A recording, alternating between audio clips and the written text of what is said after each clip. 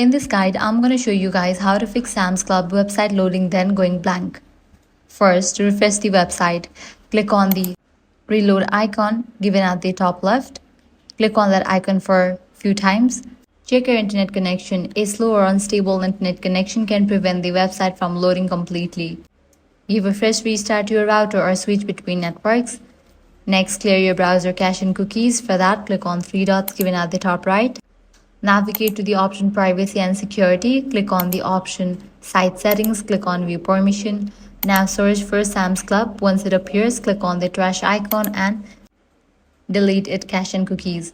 Likewise, head over to this option Extensions. Extensions such as ad blockers, privacy tools, or script blockers can interfere with the Sam's Club website, so disable it. Also check for your browser updates, so head over to the option About Chrome. If any updates are available, just update it. Next, you can try incognito or private browsing mode. For that, click on three dots, select the option New Incognito window. Now head over to the website of Sam's Club. And lastly, if this solution didn't work out for you, contact Sam's Club support team.